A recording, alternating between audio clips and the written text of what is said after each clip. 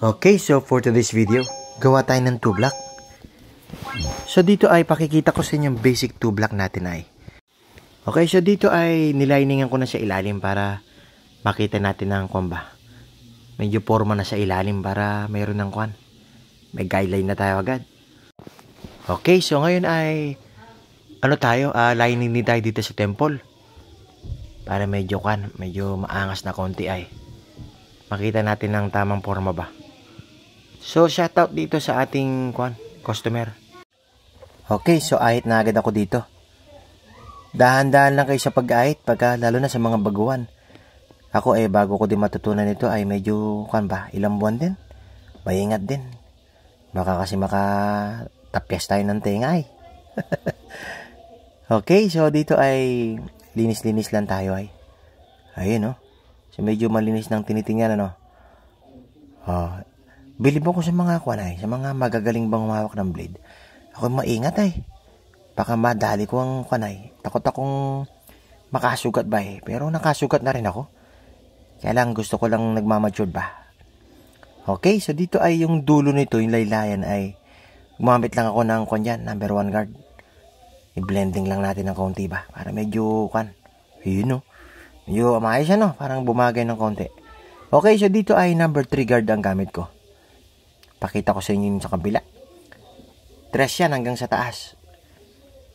So yan ay ang hagod ko ay saktuan lang ba. Dahil dito ay tansyahan pa tayo Okay, hanggang sa taas din. 3 din tayo dyan. Para kung sakali ay makapag-adjust pa tayo. Iba-iba kasi ang 2 block. Yung iba ay gusto nilang 0.5 ang ilalim.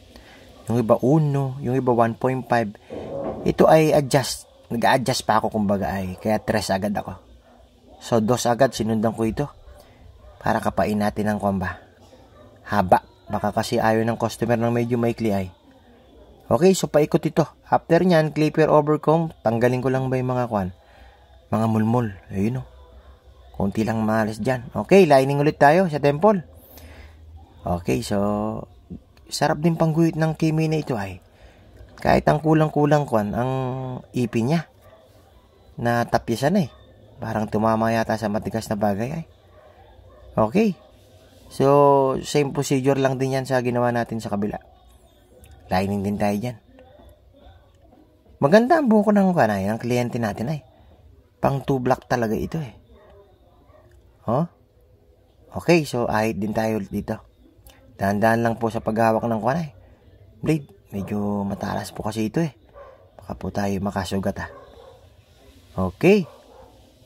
So, ito. Medyo formado ng konti Maganda ito pasalapsap para masagad ba natin ang ahit ba.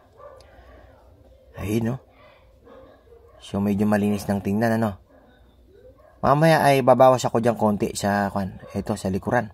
Konti lang. Duluan lang natin medyo bumagay lang ng konti dito sa Malinis bang baga.